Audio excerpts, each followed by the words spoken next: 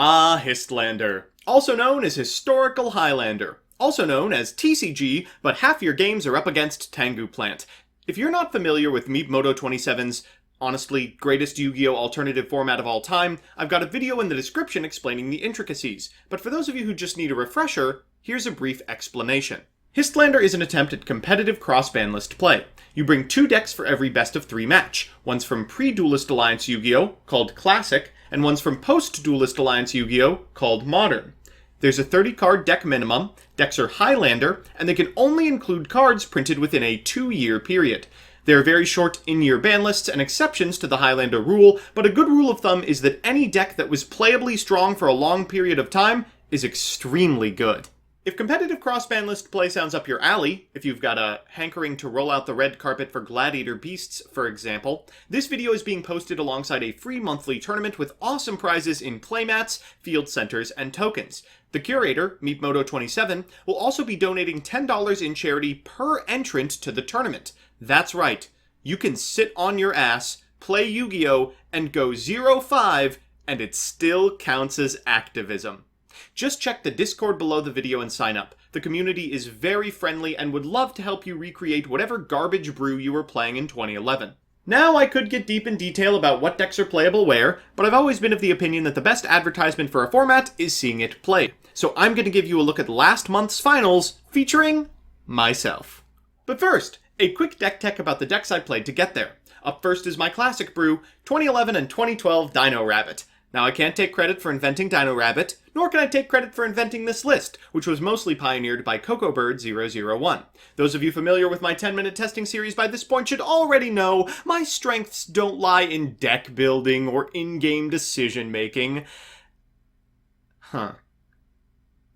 Let's get into the card by card. First, you'll notice we're playing 2 3-ofs in our Highlander format. That's because there's 2 classes of card that skirt the Highlander rule. Normal monsters, like Sabersaurus, the most powerful dinosaur available to us, and cards that refer to themselves, like Reborn Tengu or Destiny Hero Malicious. Because of this, Reborn Tengu has emerged as one of the premier threats in the format, not only in control decks like this one, but also in combo decks that aim to use it as repeatable material for synchro summons. After that, we have Rescue Rabbit, the boy himself, which unlocks the extra deck with a bevy of extremely powerful tools, followed by Thunder King Ryo, a great card in any stun deck, Kaiku the Ghost Destroyer, a little more suspect, but one of the format's top threats is Chaos Dragons, and this shuts that completely down. After that is Tour Guide from the Underworld. While classic decks do play with pre-errata versions of cards, TGU Sangan doesn't work like it did for that weird week where you can detach for an Xyz and get the effect of Sangan. Regardless, decks from 2005 pretty much can't beat Zenmains anyway. We've also got the Sangan, of course. Sometimes I just leave it on my field to get a Dino Rabbit. And Neospatian Grand Mole. A lot of the way that decks will attempt to cheese wins over older strategies is by making an unoutable synchro like Beals. This outs that.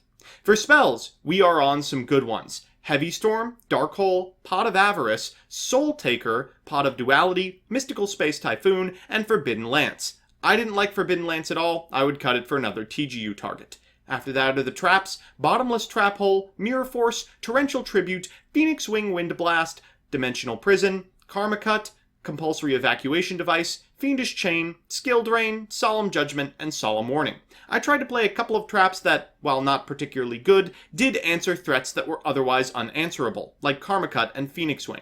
In the extra, we're playing pretty much every good rank 4 that existed in 2011 and 2012. Utopia, the Evolzars, Photon Papillioperative, which did come up, Number 50 Black Ship of Corn, Steel Swarm Roach, Maestroke the Symphony Djinn, Laval Chain, Daigusto Emerald, Abyss Dweller, Gaga Cowboy, also came up. Number 30 Acid Golem of Destruction, number 17 Leviathan Dragon, Levier the Sea Dragon, and Wind Up Zenmains. Next, my modern deck, 2018 and 2019 Elemental Hero. Now I'll be honest with you, I picked this deck not because I thought it was particularly strong or well positioned, but because I've been playing a lot of Hero recently. I think that player skill accounts for a little bit more than tier lists at this point in the format's evolution. Let's see what we're playing.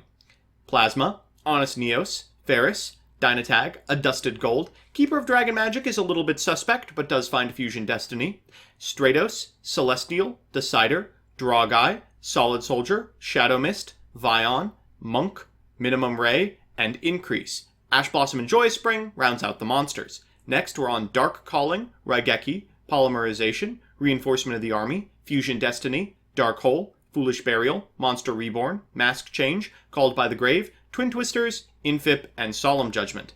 The extra deck space is extremely tight, and your options are a little bit limited. We are on Destiny Hero Dominate Guy, Malicious Bane, Dystopia, Anki, Trinity, Darklaw, and Destiny Hero Dangerous. For Xyz, we're on Dora, immediately explained by number 27, Dreadnought Dreadnoid. We're also on Tornado Dragon and Castel. For Lynx, we're on Borreload Dragon, Extra Hero Dread Decimator, Extra Hero Wonder Driver, and Extra Hero Cross Guy. So with that, let's check out the match. The first match in our best of 3 is played in Classic. Our opponent wins the die roll and selects to go second. I pick the Era. Well, I feel pretty good about this opener. We'll normal summon a copy of Tour Guide from the Underworld to get a Sandcan from deck, though routinely I'll leave these both on field. I decide to overlay for a Zenmanes in the dark. I mean, who's beating that? Our opponent's going to set one card and pass, telegraphing a Gores in hand. What do you know, it's there. I figure it's better to get it over with. We'll get in with the Tengu and directly for 15. Surprise, surprise, down comes Gores, and God, I do not miss this card. Remember when Yu-Gi-Oh games used to last more than one turn? Well, happy that my Tengu won't be going to the graveyard this turn. I fire off the Pot of Duality, finding a skill drain before passing it back. I'm pretty happy about this state of affairs. They go for a Glow-Up Bulb and I flip a copy of Torrential Tribute so they cannot Synchro Summon. My Tengu floats, and I have no idea how they're winning until I see the Dark Hole and the follow-up Tengu. Originally I was confused, but this makes it all make sense. They'll attack into my Tengu with their Tengu, theirs will float, mine will not. They'll walk over my woefully unprotected Zenmanes, and then in main phase 2, set one card. For turn, we draw a copy of Rescue Rabbit. Fantastic. We'll normal summon it and get 2 Saber-Cerasauruses from our deck. Unfortunately, our opponent flips Torrential. Their Tengu floats one last time, and we have very few monsters remaining in our deck. Our opponent draws a Tour Guide, but elects to attack in with the Tengu and set the Debris Dragon. Clever. For turn, we draw a Fiendish Chain. We'll normal summon a Saber-Cerasauruses and get over the last remaining Tengu. Now, they will have to commit to the board if they want to do anything. We'll set the Fiendish and pass back to them. For turn, they draw a Ryo. They'll flip up this copy of Debris and normal summon a Doppel Warrior. I'm putting that Doppel Warrior back in the hand so I can walk over their tuner. That Debris Dragon, a big problem. We draw Heavy Storm, not particularly good against this archetype, before passing it back to them. For turn, they draw Raikou. Dang it. Okay, we might be actually out of monsters. I'll proceed to the battle phase and attack into the set card. Oh, thank goodness, they go for the Set Trap Fiendish Chain before I pass it back. Okay, Dandelion is where things are going to start to get crusty. We draw Solemn Warning, kind of one turn too late here. We're going to attack into the copy of Dandelion. They are going to get 2 tokens and a lot longer to find a way to beat me. For turn, they draw a copy of BLS. That's quite good. They'll normal summon a copy of Tour Guide, prompting the Skill Drain activation from me. They're going to pass turn, and we do get to eat it for free, but we don't have a good way to get over those tokens. We are really just clinging on to them not drawing a tuner. For turn, they draw Tuning.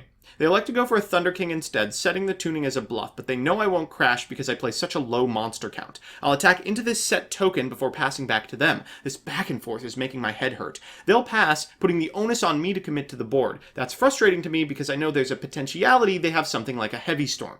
For turn, they draw a Sandgan. They'll set that and pass it back one more time. God, we just have no pressure whatsoever. Are they trying to deck us? They'll activate Sandgan's effect to get a copy of Spore, preparing for an eventual really powerful turn. A Phoenix Wing Wind Blast is not particularly good. I figure it's time to go to battle phase. We'll walk into the Ryo. They'll activate Wing Blast. I'll activate Wing Blast on their set card, which I think will allow us to get a sweet 2-for-1 next turn off of the Dark Hole. I don't intend to lose here. They're going to go to battle phase and deal 19. We live another turn. They'll set one card and pass it back to us. Fantastic opportunity for a 2-for-1 here, firing off the Dark Hole before normal summoning a Saber-Cerasauruses and getting in for 19. This is going to be the critical turn, and we have 5 back row. They'll begin with a special summoned TG Striker. Next is Spore. They're going to activate Doppel Warrior in hand. They'll make an Armory Arm, which I don't need to interfere with. They'll get 2 tokens to their side of the field and normal summon a Raikou. They'll make a Stardust, which we will Solemn Warning. After that, they're going to set one card and pass it back to us. For turn, we draw Kaiku, turning off their BLS forever. We'll attack into the token, and they'll concede. Ah, the beauty of old school Yu-Gi-Oh! The back and forth, the interaction. Now it's time for some good, new-fashioned Missing Lethal. Our opponent's going first for this match. They chose Salamangrate as their modern brew. Their Foxy unfortunately finds them exactly what they needed. They'll go into a Mirage Stalio that's going to special summon a Jack Jaguar from deck, enabling a Baylynx. Next, they're going to will back this copy of Foxy and link summon a Sunlight Wolf. They'll activate the Sanctuary they drew, so I can't be that mad, and I'm loving how this is going. No interaction on my turn in my OTK deck.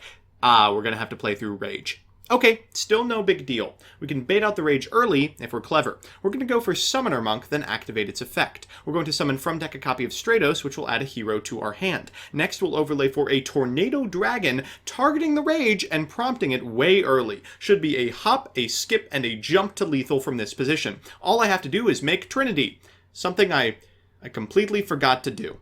We'll go from Ferris, pitching a copy of Shadow Mist to get a copy of Increase to our Spell and Trap card zone, whose effect we will activate to summon Vion from deck. We'll activate Vion's effect, sending, I don't know, a draw guy, before getting a Polymerization to hand. Next we'll make Cross Guy. Oh my god! Its effect isn't like the other hero stipulations! It can't be activated at any point during the turn! Okay. In panic mode here, we'll ping them with Dystopia, we'll activate Dynatag, we'll prompt the Baylynx early with Dystopia, or get the card for our trouble, and we do so. We still should have this. We get to wipe the board and...